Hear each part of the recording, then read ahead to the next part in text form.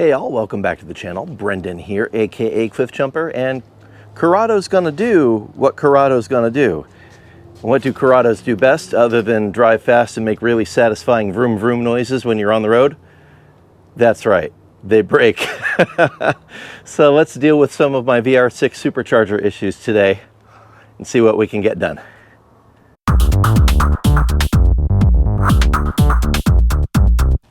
Yes indeed. So the supercharger's been on now for about 10,000 miles and it's been pretty good, but it's developed some habits lately.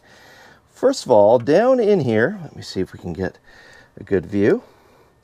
You will notice that the intake boot keeps coming unattached from the mass airflow sensor, and that is kind of a problem because with that giant disconnection, the ECU cannot properly read the air that is coming in and measure it, which leads to terrible running conditions.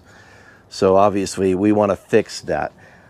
You will maybe notice that on the metal pipe that connects that intake track, there is no bead for a hose clamp to lock onto. So we are going to remove that and use this handy dandy bead maker to make a bead on that piece of metal pipe, which should hold it together.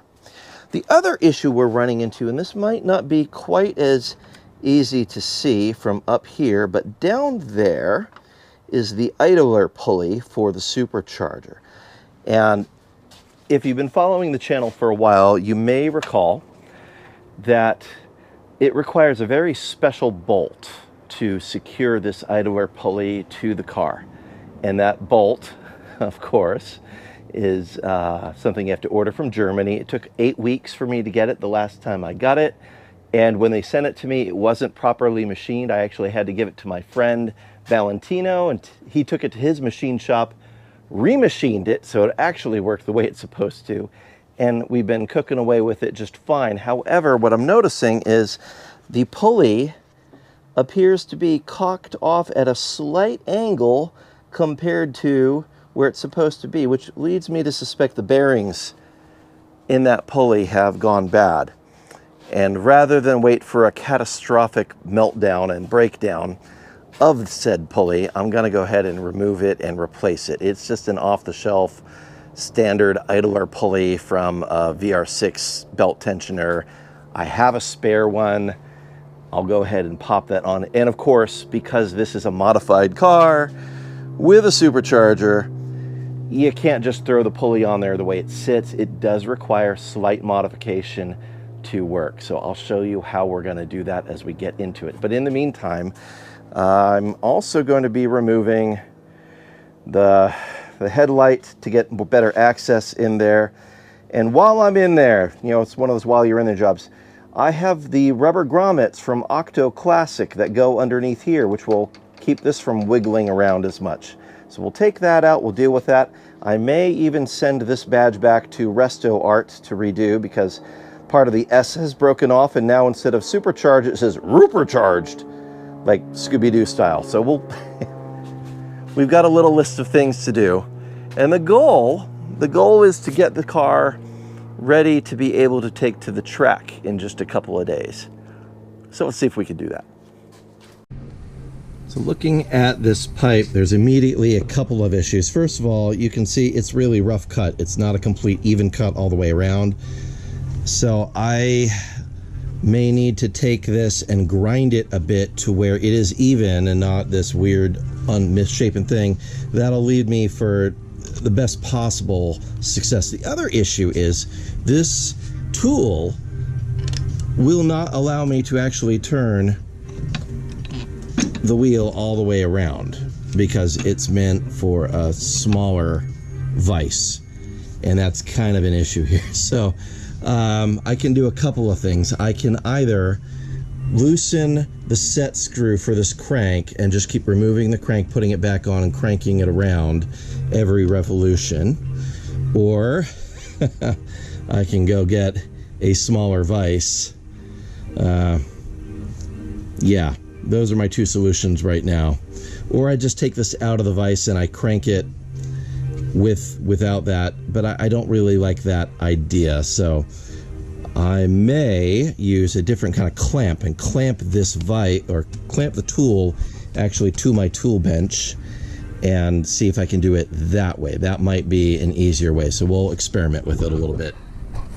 So the solution I've arrived at here is just actually taking the crank off, putting it back on, turning it a little bit, and then resetting it and continuing, at least to get this started, just starting to get the bead going.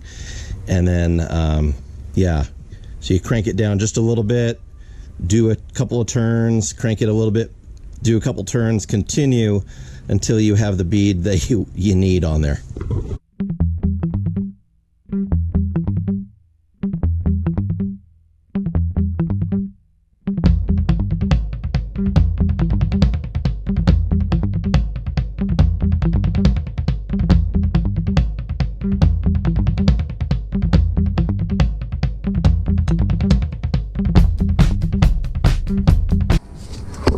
We have a fairly decent bead on one end of it now.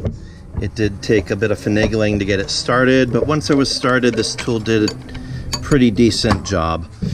So yeah, anyway, but we're making progress. One bead laid. I need to grind this side so it's even, and then I can do the bead on the other side, and we should be in good shape.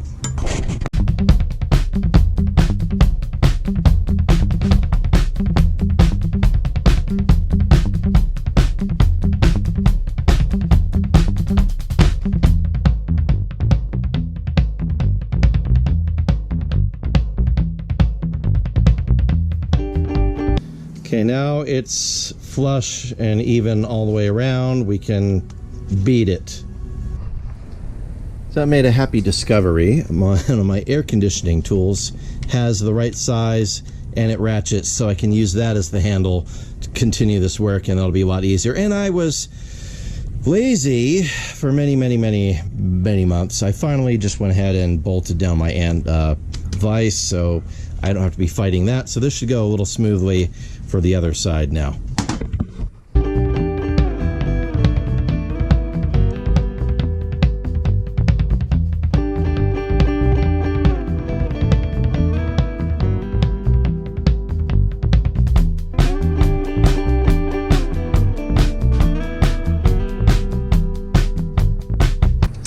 Now, I've heard of some people using a drill on the back here, but this is not a super high quality tool. This is something I got off of Amazon, and I don't expect it to last much longer than a couple of uses.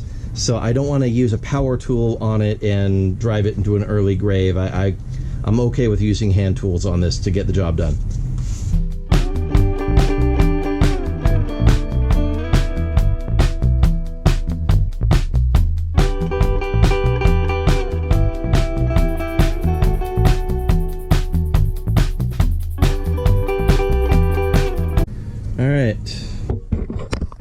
That looks pretty good. Got a decent bead on both sides. I think we'll call that mischief managed. 5 minutes later. Oh, you know, sometimes as a do-it-yourself mechanic working at home, especially if you don't have a lift to make things easier, when you're diving under cars and getting them up and down off of jacks, you know, the shoulder muscles and the neck muscles, they can ache a bit, right? You feeling me? Like, especially if you're like under the car doing this for like a while, you know? So fortunately, today's video sponsor, well, they actually didn't sponsor the video, but they sent me this really cool thing that is very helpful. So UTK makes a weighted, heated shoulder pad, and this thing, it is awesome. It is so good. So yeah, you throw it on and you've got a whole bunch of different heat levels here. So I've got it turned up to the maximum, and let me tell you, it only takes a few seconds to really start kicking in, and you start feeling it like right on your shoulders, right around your neck. I've got it, it goes down onto like the upper part of your back, around your scapula and all that, and oh, it is so good. So if you're working on your car for a while, you throw this thing on and just relax. Whether or not you have a Recaro race chair as an office chair, or you've got a comfy couch or a recliner, this is great. And it does have a timer built into it too. So if you are the type that's going to sink into your recliner and just pass out and worry about getting too hot, you know, you can just click the 30-minute button and it'll shut off after 30 minutes and you're good.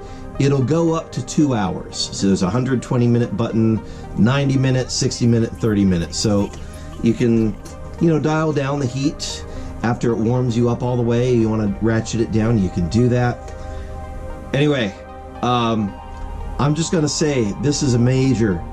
Oh, it's kicking in now. Oh, it feels great. You know, yeah, this is big thumbs up from me. Definitely Cliff Jumper approved.